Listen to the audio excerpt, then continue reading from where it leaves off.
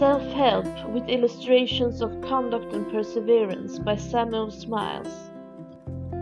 Chapter 2 Leaders of Industry, Inventors and Producers, Part 3. The Luddites seem to have been encouraged by the lenity of the sentences pronounced on such of their confederates as had been apprehended and tried, and, shortly after, the mania broke out afresh, and rapidly extended over the northern and midland manufacturing districts. The organization became more secret. An oath was administered to the members binding them to obedience to the orders issued by the heads of the Confederacy, and the betrayal of their designs was decreed to be death.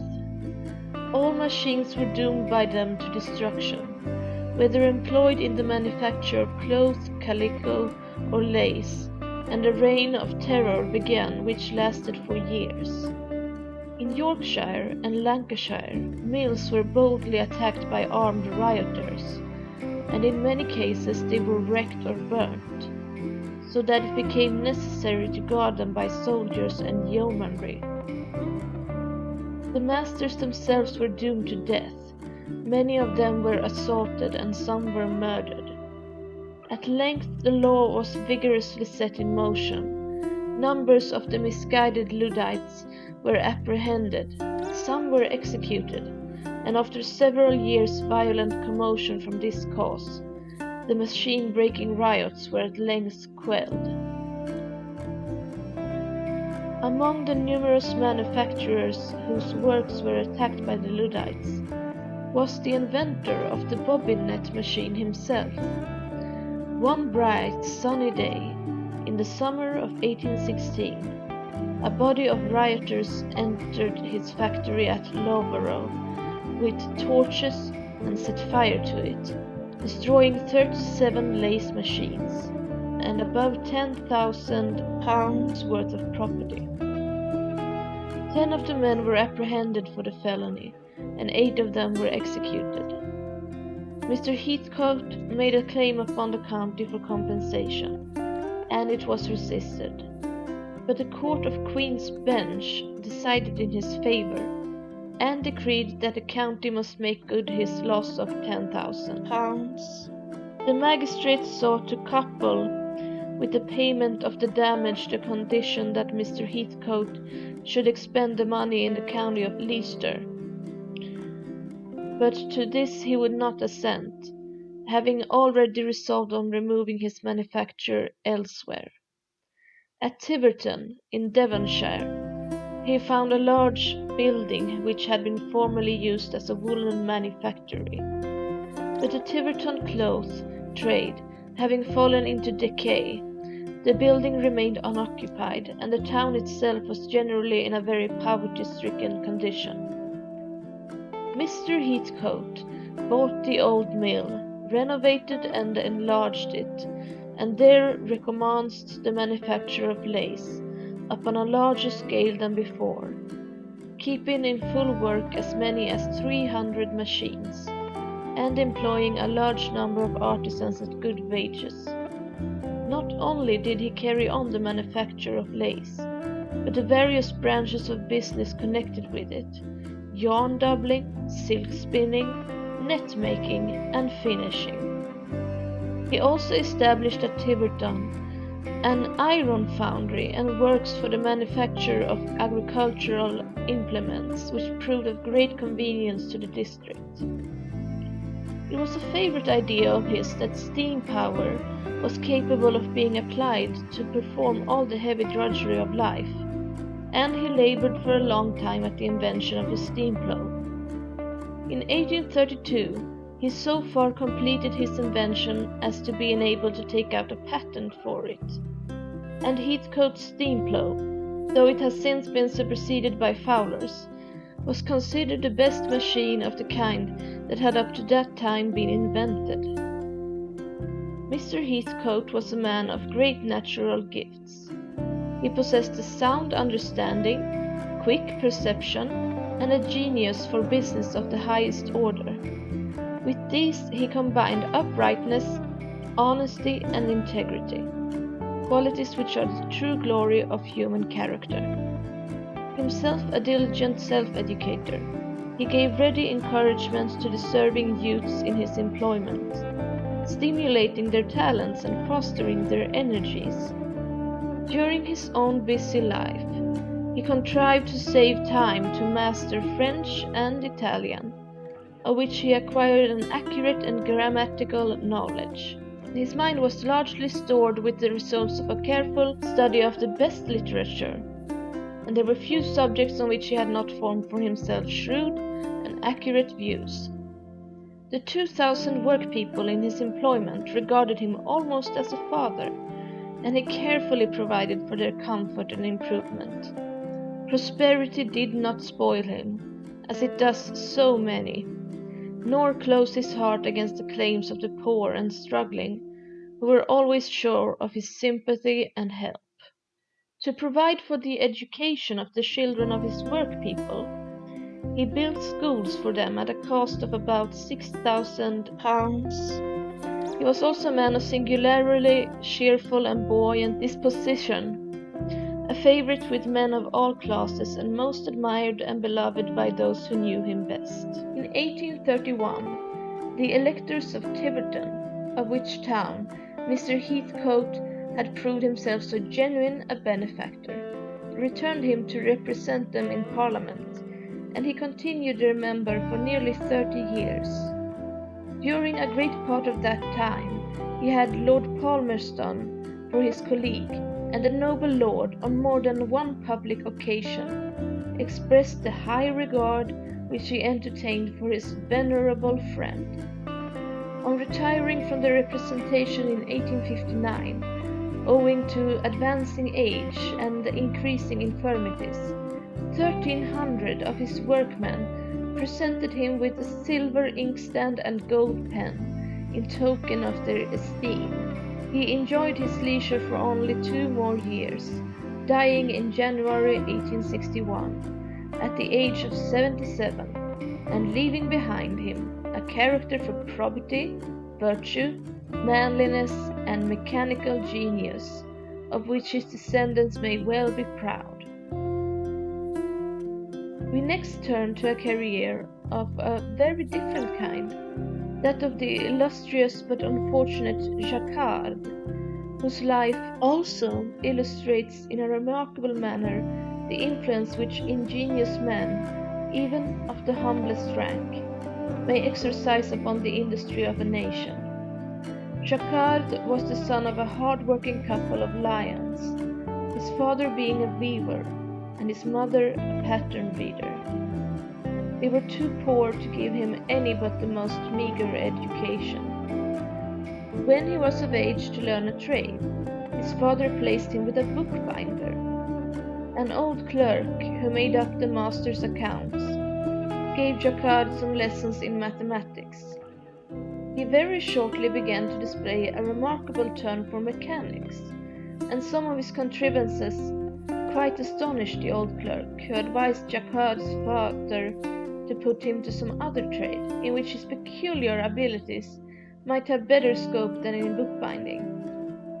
He was accordingly put apprentice to a cutler, but was so badly treated by his master that he shortly afterwards left his employment, on which he was placed with a type founder.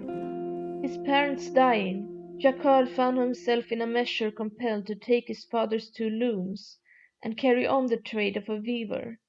He immediately proceeded to improve the looms, and became so engrossed with his inventions that he forgot his work, and very soon found himself at the end of his means.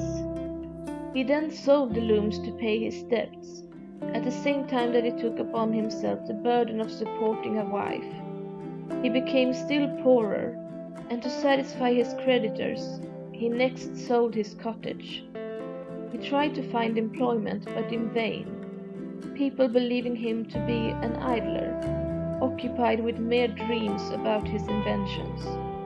At length he obtained employment with a linemaker of Bresse, whither he went, his wife remaining at Lyons, earning a precarious living by making straw bonnets. We hear nothing further of Jacquard for some years, but in the interval he seems to have prosecuted his improvement in the draw loom for the better manufacture of figured fabrics. For, in 1790, he brought out his contrivance for selecting the warp threads, which, when added to the loom, superseded the services of a draw boy. The adoption of this machine was slow but steady, and in 10 years after its introduction, 4,000 of them were found at work in Lyons. Jacquard's pursuits were rudely interrupted by the Revolution, and in 1792 we find him fighting in the ranks of the Lyonnese volunteers against the army of the Convention, under the command of Dubois-Crancet. The city was taken. Jacquard fled and joined the army of the Rhine, where he rose to the rank of sergeant. He might have remained a soldier, but that, his only son having been shot dead at his side, he deserted and returned to Lyons to recover his wife. He found her in a garret, still employed at her old trade of straw bonnet making. While living in concealment with her, his mind reverted to the inventions over which he had so long brooded in former years, but he had no means wherewith to prosecute them. Jacquard found it necessary, however, to emerge from his hiding place and try to find some employment. He succeeded in obtaining it with an intelligent manufacturer, and while working by day, he went on inventing by night. It had occurred to him that great improvements might still be introduced in looms for figured goods, and he incidentally mentioned the subject one day to his master, regretting at the same time that his limited means prevented him from carrying out his ideas. Happily, his master appreciated the value of the suggestions, and with laudable generosity placed a sum of money at his disposal, that he might prosecute the proposed improvements at his leisure. In 3 months, Jacquard had invented a loom to substitute mechanical action for the irksome and toilsome labor of the workman. The loom was exhibited at the Exposition of National Industry at Paris in 1801 and obtained a bronze medal.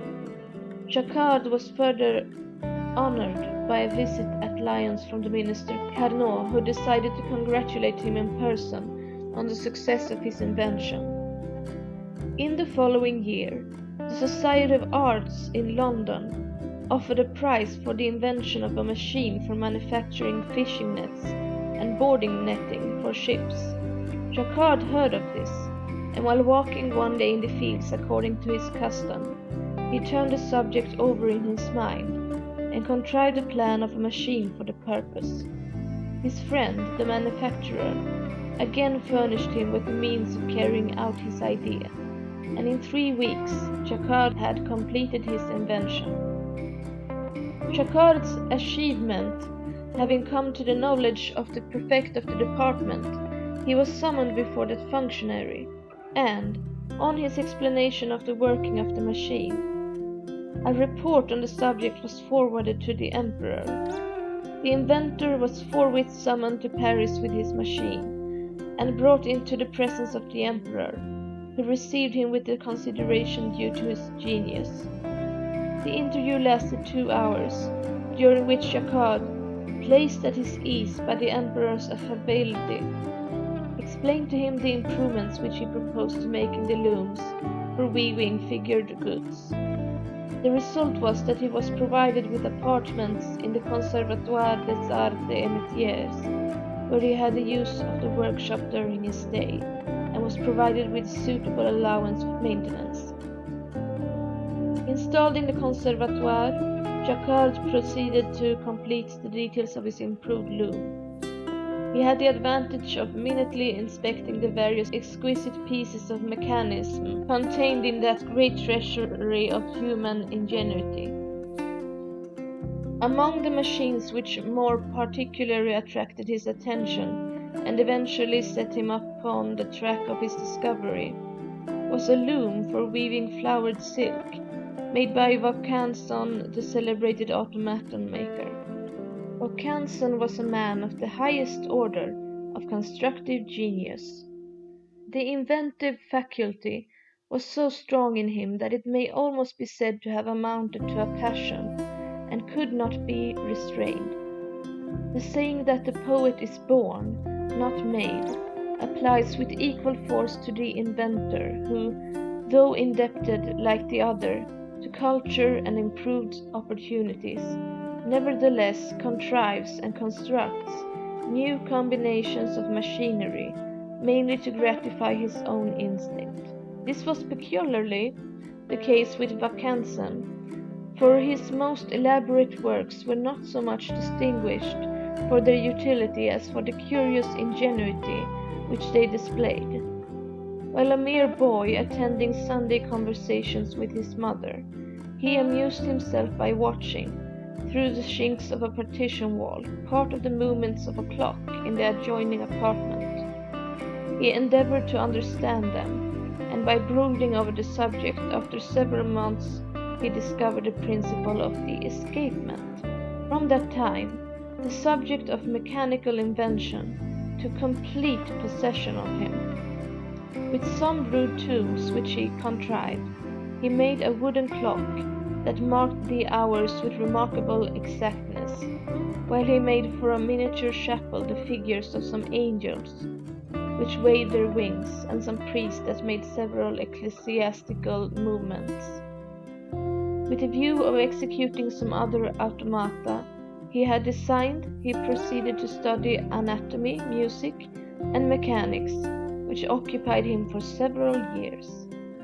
The sight of the flute player in the gardens of the Tuileries inspired him with the resolution to invent a similar figure that should play, and after several years' study and labor, though struggling with illness, he succeeded in accomplishing his object.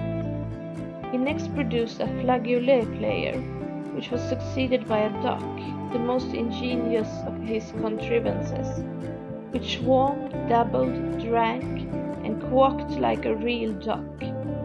He next invented an asp, employed in the tragedy of Cleopatra, which hissed and darted at the bosom of the actress.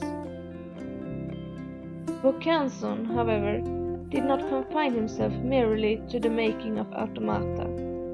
By reason of his ingenuity, Cardinal de Fleury appointed him inspector of the silk manufactories of France, and he was no sooner in office than, with his usual irrepressible instinct to invent, he proceeded to introduce improvements in silk machinery. One of these was his mill for thrown silk, which so excited the anger of the Lyons operatives, who feared the loss of employment through its means, that they pelted him with stones and had nearly killed him.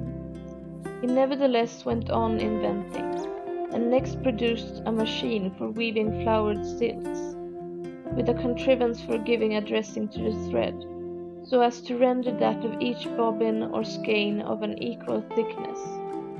When Vaucanson died in 1782, after a long illness, he bequeathed his collection of machines to the Queen, who seems to have set but small value on them, and they were shortly after dispersed. But his machine for weaving flowered silks was happily preserved in the Conservatoire des Arts et Métiers, and here Jacquard found it among the many curious and interesting articles in the collection. It proved of the utmost value to him, for it immediately set him on the track of the principal modification which he introduced in his improved loom. One of the chief features of Vaucanson's machine was a pierced cylinder which, according to the holes it presented when revolved, regulated the movement of certain needles, and caused the threads of the warp to deviate in such a manner as to produce a given design, though only of a simple character. Jacquard seized upon the suggestion with avidity, and, with the genius of the true inventor, at once proceeded to improve upon it. At the end of a month, his weaving machine was completed. To the cylinder of Vaucanson he added an endless piece of pasteboard, pierced with a number of holes, through which the thread of the warp were presented to the weaver, while another piece of mechanism indicated to the workman the color of the shuttle which he ought to throw. Thus the drawboy and the reader of the signs were both at once superseded. The first use Jacquard made of his new loom was to weave with it several yards of rich stuff, which he presented to the Empress Josephine. Napoleon was highly gratified with the result of the inventor's labors, and ordered a number of the looms to be constructed by the best workmen, after Jacquard's model, and presented to him, after which he returned to Lyons. There he experienced the frequent fate of inventors. He was regarded by his townsmen as an enemy, and treated by them as Kay, Hargreaves, and Arkwright had been in Lancashire. The workmen looked upon the new loom as fatal to their trade, and feared lest it should at once take the bread from their mouths. A tumultuous meeting was held on the Place de Terreau, when it was determined to destroy the machines. This was however prevented by the military, but Jacquard was denounced and hanged in effigy. The Conseil de Prud'hommes in vain endeavored to allay the excitement, and they were themselves denounced. At length, carried away by the popular impulse, the Prud'hommes, most of whom had been workmen and sympathized with the class, had one of Jacquard's looms carried off and publicly broken in pieces. Riots followed, in one of which Jacquard was dragged along the quay by an infuriated mob intending to drown him, but he was rescued. The great value of the Jacquard loom, however, could not be denied, and its success was only a question of time. Jacquard was urged by some English silk manufacturers to pass over into England and settle there, but notwithstanding the harsh and cruel treatment he had received at the hands of his townspeople, his patriotism was too strong to permit him to accept their offer. The English manufacturers, however, adopted his loom. Then it was, and only then, that Lyons, threatened to be beaten out of the field, adopted it with eagerness, and before long the Jacquard machine was employed in nearly all kinds of weaving. The result proved that the fears of the workpeople had been entirely unfounded. Instead of diminishing employment, the Jacquard loom increased it at least tenfold. The number of persons occupied in the manufacture of figured goods in Lyons was stated by M. Leon Porcher to have been 60,000 in 1833, and that number has since been considerably increased. As for Jacquard himself, the rest of his life passed peacefully, excepting that the workpeople who dragged him along the quay to drown him were shortly after found eager to bear him in triumph along the same route in celebration of his birthday. But his modesty would not permit him to take part in such a demonstration. The Municipal Council of Lyons proposed to him that he should devote himself to improving his machine for the benefit of the local industry, to which Jacquard agreed in consideration of a moderate pension, the amount of which was fixed by himself. After perfecting his invention accordingly, he retired at 60 to end his days at Orleans, his father's native place. It was there that he received, in 1820, the decoration of the Legion of Honor, and it was there that he died and was buried in 1834. A statue was erected to his memory, but his relatives remained in poverty, and 20 years after his death, his two nieces were under the necessity of selling for a few hundred francs the gold medal bestowed upon their uncle by Louis XVIII. Such, says a French writer, was the gratitude of the manufacturing interests of Lyons to the man to whom it owes so large a portion of its splendor.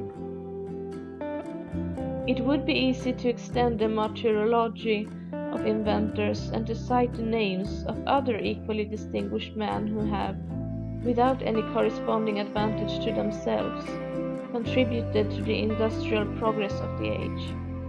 For it has too often happened that genius has planted the tree, of which patient dullness has gathered the fruit. But we will confine ourselves for the present to a brief account of an inventor of comparatively recent date, by way of illustration of the difficulties and privations which it is so frequently the lot of mechanical genius to surmount. We allude to Joshua Haleman, the inventor of the combing machine. Haleman was born in 1796 at Mulhouse, the principal seat of the Alsace cotton manufacture. His father was engaged in that business, and Joshua entered his office at 15. He remained there for 2 years, employing his spare time in mechanical drawing. He afterwards spent 2 years in his uncle's banking house in Paris, prosecuting the study of mathematics in the evenings. Some of his relatives having established a small cotton spinning factory at Mulhouse, young Hillman was placed with Messieurs Tissot and Ray at Paris to learn the practice of that firm. At the same time, he became a student at the Conservatoire des Arts et Métiers, where he attended the lectures and studied the machines in the museum. He also took practical lessons in turning from a toy maker. After some time, this diligently occupied, he returned to Alsace to superintend the construction of the machinery for the new factory at Vieuxtemps, which was shortly finished and set to work. The operations of the manufactory were, however, seriously affected by a commercial crisis which occurred, and it passed into other hands, on which Haleman returned to his family at Mulhouse. He had in the meantime been occupying much of his leisure with inventions, more particularly in connection with the weaving of cotton and the preparation of the staple for spinning. One of his earliest contrivances was an embroidering machine, in which 20 needles were employed, working simultaneously, and he succeeded in accomplishing his object after about 6 months' labor. For this invention, which he exhibited at the Exposition of 1834, he received a gold medal and was decorated with the Legion of Honor. Other inventions quickly followed: an improved loom, a machine for measuring and folding fabrics, an improvement of the bobbin and fly frames of the English spinners, and a weft-winding machine, with various improvements in the machinery for preparing, spinning, and weaving silk and cotton. One of his most ingenious contrivances was his loom for weaving simultaneously 2 pieces of velvet or other pile fabric, united by the pile common to both, with a knife and traversing apparatus for separating the 2 fabrics when woven. But by far the most beautiful and ingenious of his inventions was a combing machine, the history of which we now proceed shortly to describe. Haleman had for some years been diligently studying the contrivance of a machine for combing long-stapled cotton, the ordinary carding machine being found ineffective in preparing the raw material for spinning, especially the finer sorts of yarn, besides causing considerable waste. To avoid these imperfections, the cotton spinners of Alsace offered a price of 5,000 francs for an improved combing machine, and Haleman immediately proceeded to compete for the reward. He was not stimulated by the desire of gain, for he was comparatively rich, having acquired a considerable fortune by his wife. It was a saying of his that one will never accomplish great things who is constantly asking himself, how much gain will this bring me? What mainly impelled him was the irrepressible instinct of the inventor, who no sooner has a mechanical problem set before him than he feels impelled to undertake its solution. The problem in this case was, however, much more difficult than he had anticipated. The close study of the subject occupied him for several years, and the expenses in which he became involved in connection with were so great that his wife's fortune was shortly swallowed up, and he was reduced to poverty, without being able to bring his machine to perfection. From that time, he was under the necessity of relying mainly on the help of his friends to enable him to prosecute the invention. While still struggling with poverty and difficulties, Haleman's wife died, believing her husband ruined, and shortly after he proceeded to England and settled for a time at Manchester, still laboring at his machine. He had a model made for him by the eminent machine makers, Sharp, Roberts and Company, but still he could not make it work satisfactorily, and he was at length brought almost to the verge of despair. He returned to France to visit his family, still pursuing his idea, which had obtained complete possession of his mind. While sitting by his hearth one evening, meditating upon the hard fate of inventors and the misfortunes in which their families so often become involved, he found himself almost unconsciously watching his daughters combing their long hair and drawing it out at full length between their fingers. The thought suddenly struck him that if he could successfully imitate in a machine the process of combing out the longest hair and forcing back the short, by reversing the action of the comb, it might serve to extricate him from his difficulty. It may be remembered that this incident in the life of Haleman has been made the subject of a beautiful picture by Mr. Elmore, R.A., which was exhibited at the Royal Academy Exhibition of 1862.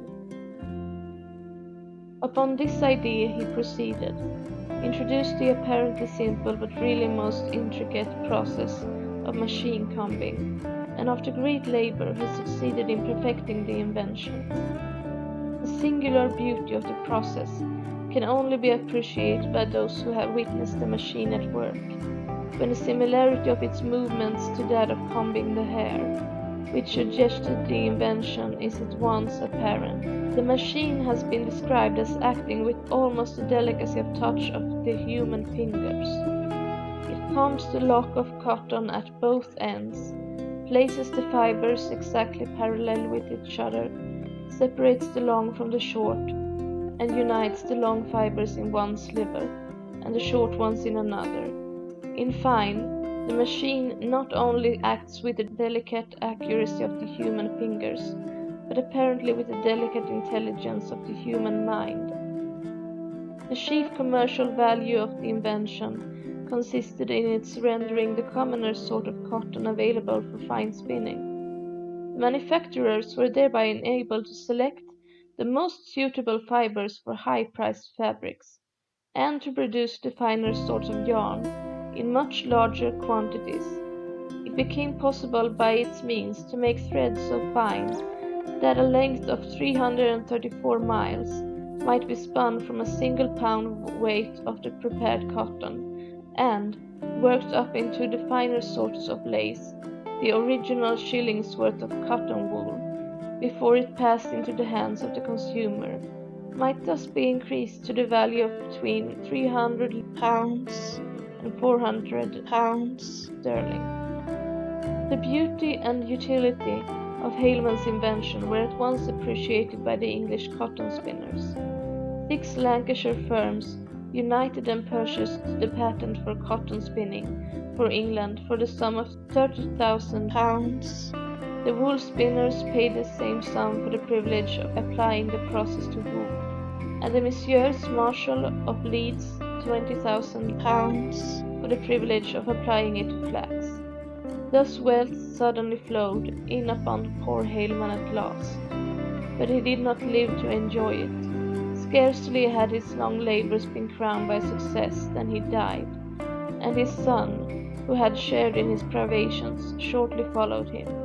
It is at the price of lives such as these that the wonders of civilization are achieved. End of section 6. Recording by Hope Force 1.